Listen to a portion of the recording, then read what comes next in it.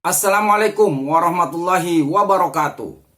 Berjumpa lagi bersama pecinta bola sejati. Apa kabar sahabat pecinta bola sejati? Semoga hari ini kita selalu dalam keadaan sehat walafiat. Hari ini saya akan membagikan video kekalahan Timnas Indonesia U20 bukan faktor postur badan.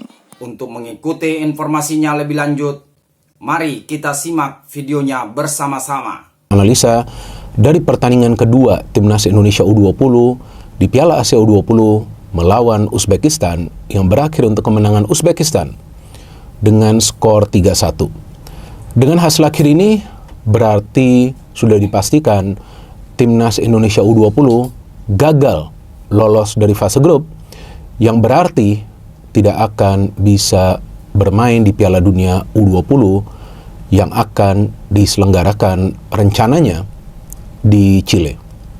Kalau bagi saya teman-teman, kegagalan dari Timnas Indonesia U20 bukan merupakan sebuah kejutan yang besar.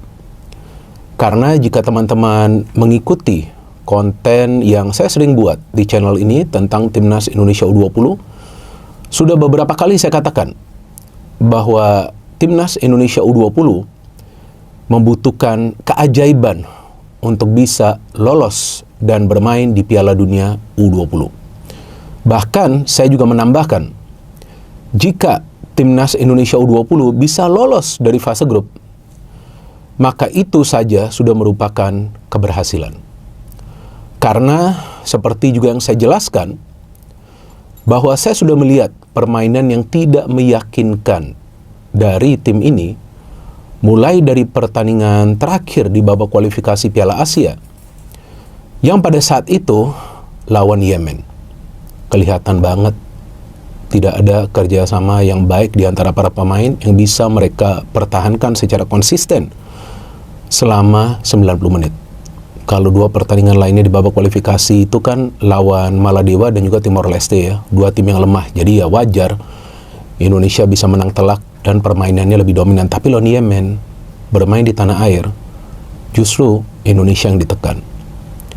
Dan setelah itu kita tahu ada juga turnamen sebelum Piala Asia kan, yang namanya tuh Mandiri Under-20 Challenge Series, yang juga saya jelaskan pada saat saya membuat review dari pertandingan-pertandingan tersebut. Kalau nggak salah 2 kali ya saya buat review ya, dan juga ada previewnya ya, yang pertandingan lawan Jordania dan juga lawan Syria. Kan sudah saya jelaskan nih, nggak kelihatan ada pola permainan. Dan memang uji coba itu kan patokannya bukan hasil akhir. Ya maka itu saya nggak ngelihat hasil akhirnya sebagai sebuah penilaian, tapi yang saya nilai kan adalah cara bermain. Dan saya sudah katakan pada saat itu nih, nggak bener nih permainan dari Timnas Indonesia U20. Walaupun kemudian menang lawan India, ya itu wajar. Bahkan ada 1 gol giveaway kan. Namun kan yang kita harapkan adalah permainan yang lebih baik di Piala Asia kali ini. Jujur bagi saya, ya agak lolos Piala Dunia, oke, no problem. Ya, karena memang tidak mudah tentunya membawa tim ini lolos ke Piala Dunia. Tapi at least show a good performance as a team. Tunjukkan permainan terbaik sebagai satu unit. Bagaimana caranya bisa bermain rapi?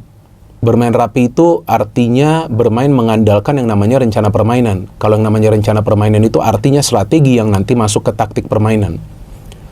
Jadi kalau tidak bisa bermain rapi, ya gimana caranya bisa membentuk kerjasama? Artinya kalau memang para pemain ini tidak bisa memahami rencana permainan dari sang pelatih, ya gimana caranya tim ini bisa menyulitkan tim lawan? Kan dalam 2 pertandingan di Piala Asia ini kelihatan para pemain kita lebih banyak bertahan. Karena tim lawan itu lebih mendominasi jalannya pertandingan dengan bisa lebih lama menguasai bola. Nah, itulah kuncinya. Tapi kalau dari para pemain Timnas Indonesia U20, mereka dengan mudah bisa kehilangan bola. Bukan saja pada saat lagi merancang sebuah serangan, tapi pada saat lagi menghadapi serangan dari para pemain tim lawan. Dan memang sih di pertandingan semalam ada lagi ya gol yang tercipta dari tim lawan melalui umpan silang, yang sudah saya katakan di konten sebelumnya bahwa ini bukan soal masalah postur dari para pemain, tapi ini masalah antisipasi dari para pemain pada saat ada umpan yang masuk ke dalam kotak penalti pertahanan Indonesia. Coba lihat itu gol pertama dari Uzbekistan. Nggak melompat Donitri. Ya memang dia bukan pemain yang tinggi, tapi seandainya dia melompat mungkin dia bisa mengganggu pemain Uzbekistan tersebut. Dan memang Indra Safri melakukan banyak perubahan di lineup. Kalau nggak salah ada 4 pemain berbeda yang dimainkan di starting lineup kali ini.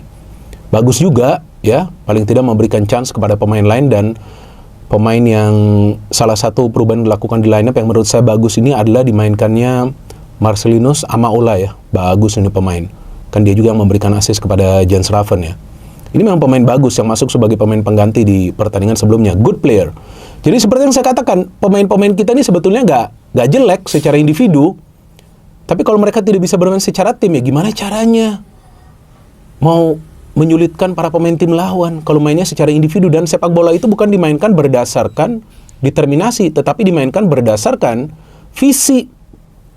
Kalau nggak ada visi, kalau cuma asal kuasai bola, asal shooting bola, mana bisa bos? Langsung meraih kemenangan. Nggak bisa lah seperti itu. Oke, mungkin satu kali berhasil, tapi nggak mungkin berhasil berkali-kali. Ini kan adalah hal yang harus kita pahami. Bahwa permainan sepak bola itu di high level, di level tinggi seperti sekarang di Piala Asia, itu diperlukan permainan secara taktis. Jadi bukan berarti yang dihadapi adalah tim kuat, kemudian serta-merta Indonesia akan kalah. Enggak dong. Bisa saja Indonesia membuat kejutan jika ada taktik permainan. Jadi yang mengherankan bagi saya, tim ini kan dipersiapkan dengan cara yang baik ya. Artinya dukungan dari federasi ini bagus. Dengan 2 atau 3 kali TC ya. Ada TC juga di luar negeri, ada juga turnamen yang diikuti di luar negeri, ada juga TC di dalam negeri, ada juga turnamen yang diikuti di dalam negeri. Artinya dari segi persiapan sudah lebih dari cukup. Dan lama juga ini persiapannya kan, kalau nggak salah adalah 1 tahun. Dan pelatihnya juga bukan cuma 1. Pelatihnya di Piala Asia ini ada 4. Walaupun pelatih kepala adalah Indra Safri. Jadi ngapain aja pada saat TC. Nah, hal seperti inilah yang perlu dievaluasi oleh federasi. Dan itu adalah tugasnya dari federasi, bukan tugasnya dari pengamat. Seperti yang selalu saya katakan, sebagai pengamat, saya tidak akan pernah menghakimi siapapun. Gak bisa, karena itu bukan domain saya.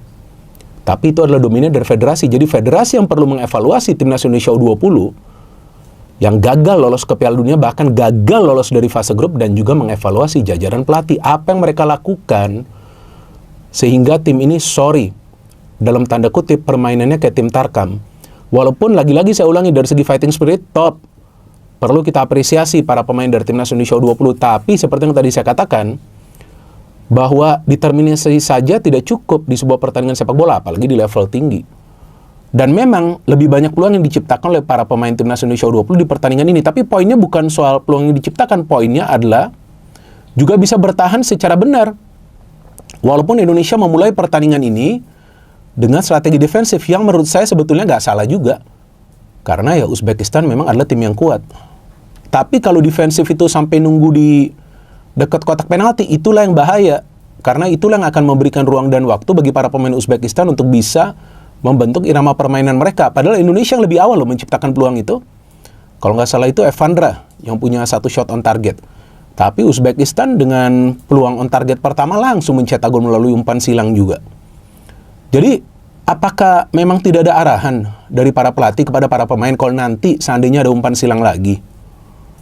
Tapi kita lihat bahwa para pemain melakukan kesalahan yang sama secara kolektif. Uzbekistan unggul, tapi kan para pemain kita ya memang semangatnya luar biasa. Dan mereka langsung bisa menyamakan kedudukan pada saat Amaola memberikan assist kepada Jens Raven. Ini memang adalah gol yang diperlukan cepat kan, balasan golnya. Dan setelah itu Indonesia sedikit berani bermain menyerang karena ada beberapa kali peluang lagi yang diciptakan. Oke, not bad. Tapi kemudian di babak kedua baru mulai tampaknya gak fokus. Uzbekistan ini pintar banget, mereka langsung ngegas, langsung bisa mencetak gol, dan ini memang adalah gol yang indah. Dan dalam hal ini para pemain Timnas Indonesia U20 sedikit terlambat untuk mengcover ruang yang sedikit terbuka di sektor sebelah kanan pertahanan. Walaupun Buffon tuh kalau nggak salah yang sudah coba untuk menutup, tapi pemain Uzbekistan bisa mencetak gol. Dan setelah 2-1 ya para pemain Indonesia U20 coba untuk respon, tapi ya pada saat memang kerjasamanya gak ada dan juga bola tidak bisa diberikan kepada target man Jens Raven, ya sulitlah untuk mencetak gol.